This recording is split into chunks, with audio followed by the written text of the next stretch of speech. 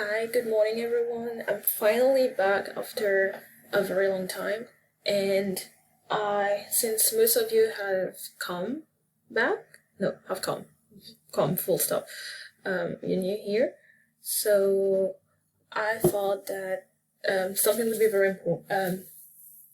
You can see it's a long time I haven't spoken in front of a camera. Um, yeah, it's something you would like to dive into, and I think it's something which would be very helpful as well. And it can also form part of free series stuff.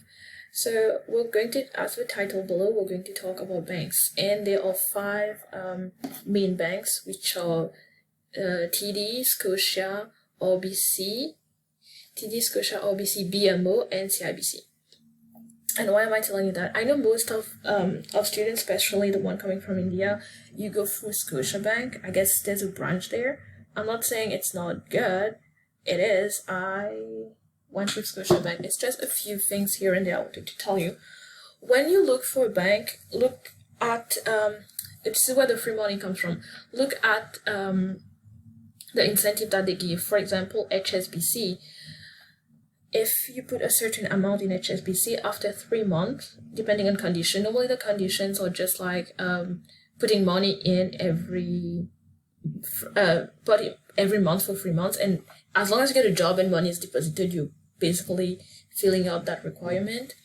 And depending on the amount, HSBC is the biggest one at the moment. It's 750, and this is free money, literally free money. It's an incentive that they give. RBC give $60 or AirPods. I don't need AirPods. I just need money. But I really, really like RBC. I actually have my credit card with RBC, and I'm probably going to make another one with credit card. I think credit card is very important, but it depends on how you use it. If you don't use it correctly, you're going to get into debt. But if you use it correctly, it's going to build up your credit score. It's going to help you if you have a loan. It's going to help you to gain a free trip for mileage. Yes, it's called travel hacking. But I will discuss that later on. Check out in regards to that. For example, if you go with Scotiabank, Scotiabank has a SIM card and it has an airport passport. This is the one that I have. Why am I saying that? Lots of people don't know what the passport is, then they don't ask. They get the SIM card, the normal debit card that you get. You pay your stuff with it, and when you do a purchase, you get points on it, and these points are redeemed for discount on food, on a movie theater, and stuff like that. I am not interested in it. We are in the pandemic, and even though we were in the pandemic, I was never interested in that. But there's another one that Scotia have, which is called the passport card. Every time you make a purchase, you get points. These points can serve as mileage. So, for example, if from here, up until now, I just have enough for here to New York. So let's say, for example, from here to New York, it's 500 miles. And you have points that can be redeemed for 250 miles, for example. So you're just paying, it reduces your cost in terms of air ticket for New York. Or if you have the 500 miles, basically the travel is free. Yeah, I'm finally filming during the day. I graduated, by the way. Sorry, I was not here for a very long time. I graduated. Some of you knows it because I've been in touch with some subscribers, and I told them I graduated and I'm leaving Barrie. I'm going to Nova Scotia. Yeah, I'm a bit afraid, but I'm also very excited in regards to that. Anyway, let's move. Next, I have TD on my list. I'm not going to talk about all the bank as if I know every bank, because I don't. I have only bank with TD, Scotia, and RBC. When it comes to TD, when you're going to open a bank account, they're going to give you something which is in regards to $10,000. I forgot because when I saw my account going up, I think it's so firstly, always take a student checking account because you're not going to pay banking fees. Banking fees is when you do a transaction and it's free. There's something with 10,000. I think as long as you have 10,000 in your bank account, your transaction is free. And I got caught with that because I thought that I would get a job on the go, which was the case, but that's another story. But when I have to pay for school, a huge chunk went into that, and I didn't have enough to put it back. So the 10,000 didn't stay 10,000, and I was starting to pay bank fees like $15, and I was like, no, TD, thanks, but no thanks. And this is where when I moved to Scotia. OBC is really good. I like the service. I like the banking. I like the fact that the credit card. I have the Avian Platinum, but that's my choice. I think I pay, if I'm not, yeah, I think I pay an annual fee on that. But that goes into credit card. I really like BMO. I know someone actually who works at BMO. I don't know very much of it, but I haven't heard anyone complain about it. And their credit cards are really good as well. And when it comes to CIBC, I think CIBC is a really good one. It banks with different banks abroad, which kind of make it a little bit easier. One thing that I really like is the dividend payment. Now, you're going to ask me, you throw a bunch of information, which one I should choose.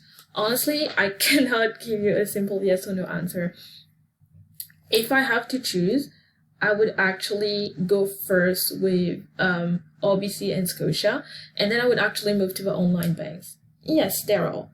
My favorite one at the moment is EQ Bank. It's all automatically online. And why do I not suggest it on the go? It's because you would like to have something tangible, you would like to be able to ask questions, you would like to be able to go to an ATM, but they don't have that because it's completely online.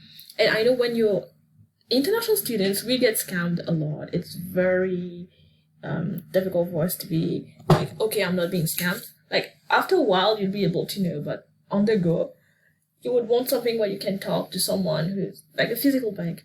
And the reason I like EQ Bank is because when you open a savings account, so you have interest. And what does that mean? So let's say you keep your money in the bank, and each month or each quarter or each year, they're going to add a little something. A little something is like really little, like 0.25% on whatever.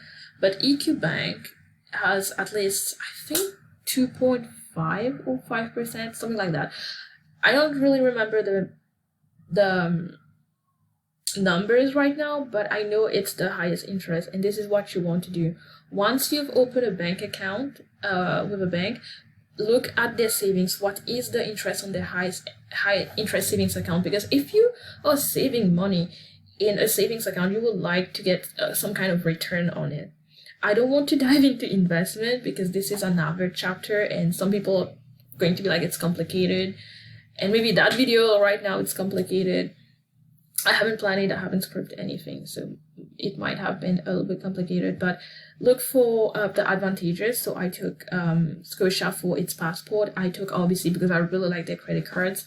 I would like to move actually to EQ Bank because once I don't have a student account anymore, I don't want to be having banking fees. My savings interest on my savings account, it's much higher with EQ Bank, so I would rather go for that. Other banks that you can have online is Tangerine, and Tangerine is a branch of Scotia, but the reason it's cheaper and it doesn't have that much fees is because it's online, so they don't have offices. Well, they have one little shop, whatever, but they don't pay employees like sitting at a cashier or something, so it's way cheaper. And the other one is Simply Finance, or Simply. I know there's something Simply. And this one is a branch of TD. So these are the options for online banking. Online bank, if you don't want to pay fees afterwards when you're done with your student account, or even if you want to go right now to them, you can go. My favorite right now is EQ Bank. I haven't transitioned yet. I am thinking of transitioning, and yeah. So if it was confusing, I can understand. If you have questions, please leave it in the comment down below. And normally I don't like to talk about my personal life, but I have to put that out there. Please, guys, I'm here to help you out. If you need help or if you need question, you can always DM me, but please don't flirt with me. I'm not interested. That being said, thank you very much, and I hope I'll be able to see you in the next video.